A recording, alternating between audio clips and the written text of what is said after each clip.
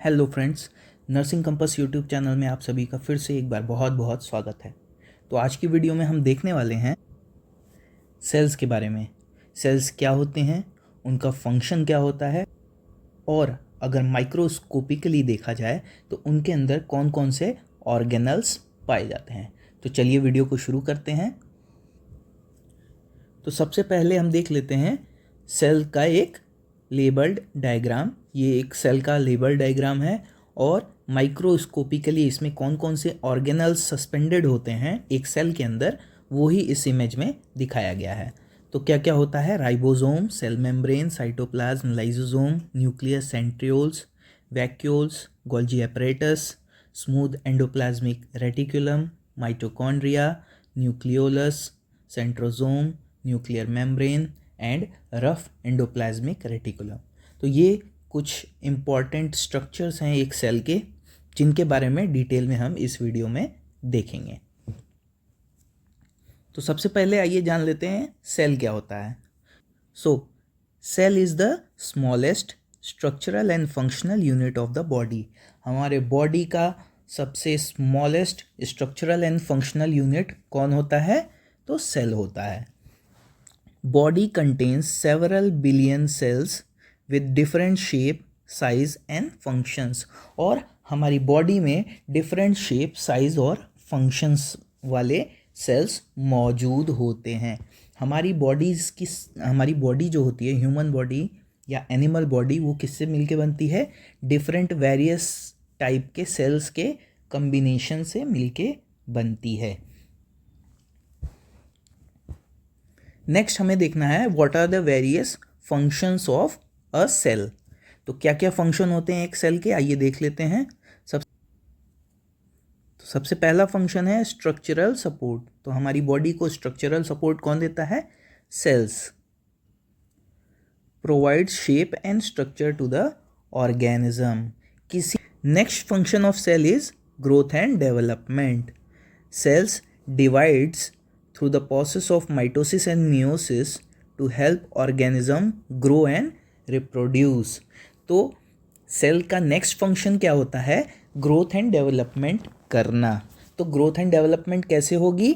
Sales हमारे divide होते हैं और डिवाइड होके through the process of mitosis and meiosis divide होते हैं और डिवाइड होके मल्टीपल सेल्स फॉर्म करते हैं, जो आगे चल करके बॉडी के ग्रोथ एंड डेवलपमेंट में हेल्प करता है।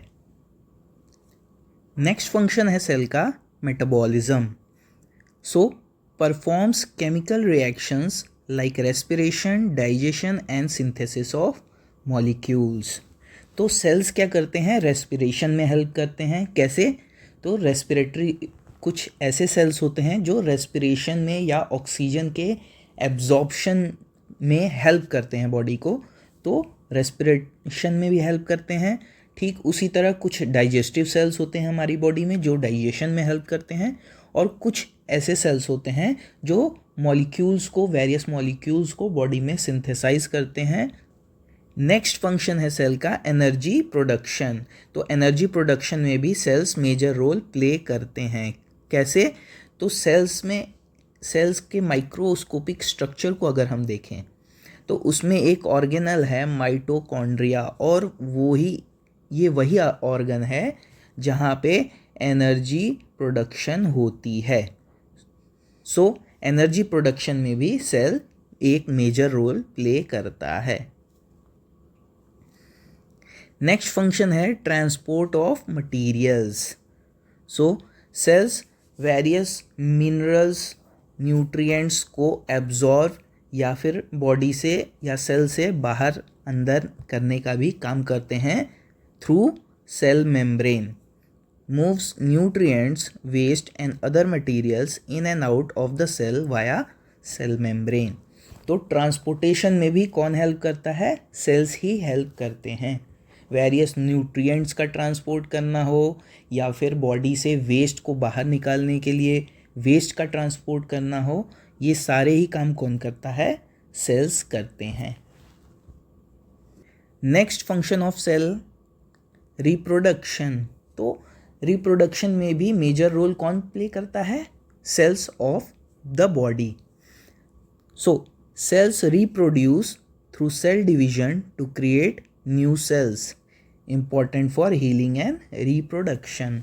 तो हमारे बॉडी में सेल्स जो हैं वो सेल डिवीजन के थ्रू न्यू सेल्स फॉर्म करते हैं, जो कि बहुत ही ज़्यादा इम्पॉर्टेंट प्रोसेस है फॉर रिप्रोडक्शन के लिए और हीलिंग के लिए भी। सो नेक्स्ट फंक्शन क्या है सेल का? Response to stimuli. Cells response to changes in their environment.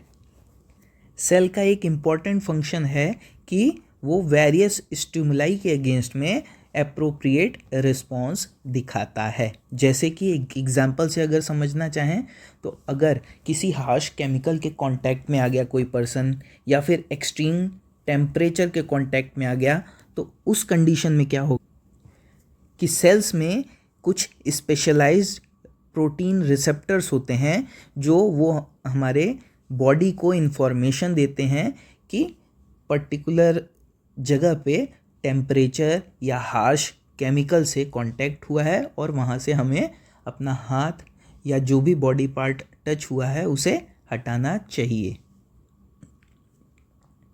Next function is protein synthesis. So ribosomes produce proteins needed for sale function and repair. तो किसी भी सेल का एक इम्पॉर्टेंट फंक्शन और क्या है? प्रोटीन सिंथेसिस करना। क्यों? क्योंकि अगर प्रोटीन सिंथेसिस नहीं होगा बॉडी में या सेल्स में, तो हमारी बॉडी जो है रिप्रोड्यूस करके और न्यू सेल्स फॉर्म नहीं कर पाएगी। तो इसलिए प्रोटीन सिंथेसिस भी किसका काम होता है? सेल्स का। और सेल्स में भी पर्टिकुलरली किसका? राइबोसोम्स का। ये सारी चीज़ें डिटेल में हम पढ़ेंगे आगे आने वाली वीडियोस में।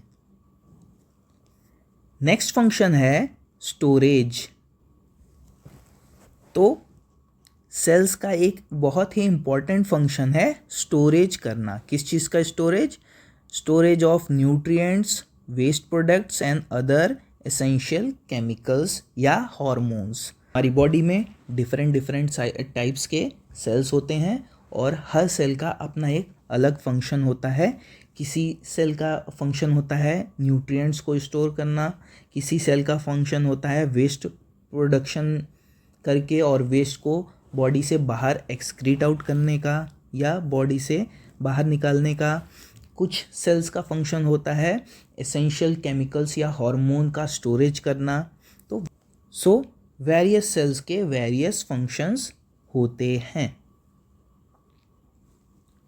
सो फ्रेंड्स, आज की वीडियो में हमने देखा सेल का एक बेसिक स्ट्रक्चर और क्या क्या मेन इम्पॉर्टेंट फंक्शन होते हैं सेल्स के। सो अगर आपको ये वीडियो समझ में आया हो, वीडियो अच्छा लगा हो, तो वीडियो को लाइक करिए, शेयर करिए और चैनल को सब्सक्राइब कर लीजिए। Thank you so much for watching.